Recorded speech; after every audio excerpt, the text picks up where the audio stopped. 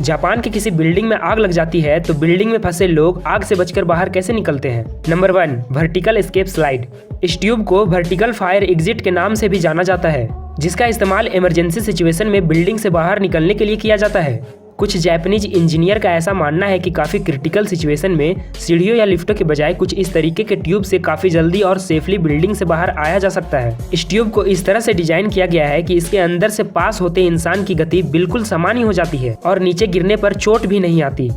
Number 2, emergency fire staircase. यह एक तरह का सीढ़ियाँ है जो केवल इमरजेंसी सिचुएशन में इस्तेमाल किए जाते हैं।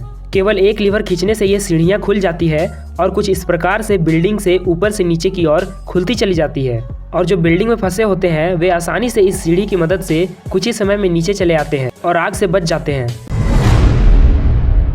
क्लियोपैट्रा को सुंदरता की देवी भी कहा जाता है, क्योंकि क्लियोपैट्रा इतिहास की सबसे खूबसूरत राजकुमारी भी रह चुकी है। सुंदरता के साथ साथ क्लियोपैट्रा का जीवन भी काफी रहस्यमयी था, जो आज भी खोजकर्ताओं को उनकी ओर आकर्षित करता है। इतिहास के मुताबिक क्लियोपैट्रा जितनी सुंदर थी उससे कहीं ज्यादा चतुर और षड्यंत्रकारी थी। पिता की मृत्यु के बाद क्लियोपैट्रा और उसके भाई को मिलकर शासन करना था, लेकिन भाई को राज्य पर क्लियोपैट्रा की सत्ता सहन नहीं हुई और बगावत हो गई। ऐसे में क्लियोपैट्रा को अपने सत्ते से हाथ धोना पड़ा और सीरिया में शरण लेनी पड़ी, लेकिन इस राजकुमारी ने साहस नहीं छोड़ा। रोम के शासक जूलियस सीजर को अपने मुंह में फंसाकर क्लियोपैट्रा ने मिस्र पर हमला करवाया। सीजर ने उसके भाई को मार गिराया और क्लियोपैट्रा एक बार फिर अपने पिता के राज्य सिंहासन पर जा बैठी। 31 जनवरी 1961 ये वो समय था जब पहली बार इंसान ने किसी चिंपैंजी को अंतरिक्ष में भेजा था। इस चिंपैंजी की वजह से हमें पता चलने वाला था कि स्पेस में अगर इंसान को भेजा जाएगा तो उसके शरीर पर क्या असर पड़ेगा। इस चिंपैंजी का नाम हैम था, जिसे यूएस एयरफोर्स ने महज 2 साल की उम्र में खरीदा था और इसे अंतरिक्ष में भेजने के लिए ट्रेनिंग भी दिए जा रहे थे। हैम दूसरे चिंपांजियों के मुकाबले किसी भी ट्रेनिंग को जल्द ही सीख लेता था, जिस कारण से नासा ने हैम को अंतरिक्ष में भेजने का डिसीजन लिया।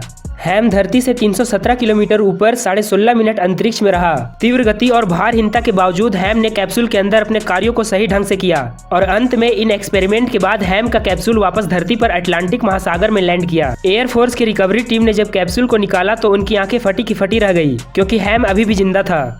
इस मिशन की सफलता के बाद 1963 में हैम को द नेशनल जू में ट्रांसफर कर दिया गया था, जहां वो 17 साल तक अकेले रहा और अंतरिक्ष में जाने के 22 साल बाद 1983 में हैम की मृत्यु हो गई।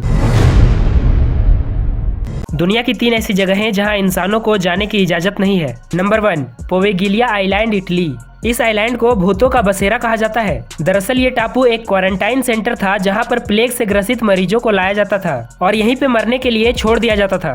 एक बार तो इस टापू पे एक साथ 1.5 लाख से भी ज्यादा मरीजों को जिंदा आग में जला दिया गया था। तब से यह टापू भूतों का बसेरा माना जाता है। Number 2, area 51, America. Area 51 America के लोगों के लिए और पूरे दुनिया के लिए एक रहस्य है। ऐसा माना जाता है कि इस जगह पे यूएफओ क्रैश हुआ था और यहाँ पर एलियंस को भी रखा गया है। इन्हीं कारणों की वजह से इस जगह पे लोगों का जाना प्रतिबंध है। Number 3, north centennial island. ये टापू भारत के अंडमान निकोबार में स्थित है, जो बेहद ही खतरनाक जगह है। यहाँ पे कोई भी इंसान कभी नहीं जाना चाहेगा, क्योंकि इस टापू पे एक ऐसी जनजाति रहती है जो इंसानों को अपने आसपास भी भटकने नहीं देती, और गलती से भी कोई इंसान यहाँ चला गया तो समझो वो तो गया। दोस्तों, इटली के मिलन शहर के एक अजीब कानून के अनुसार वहाँ के सभी लोगों को पब्लिक प्लेसेस में कुछ इस तरीके से हर वक्त ही मुस्कुराते या फिर हंसते रहना पड़ता है, और अगर कोई भी इंसान किसी दूसरे इंसान को देखकर मुस्कुराता या फिर हंसता नहीं है तो उसे इस शहर में पूरी तरह से इलीगल माना जाता है। और यही वो कारण है जिसके चलते इस कानून को दुनिया का सबसे अजीबोगरीब कानून माना जाता है। ये हंस रहे हलकट हंस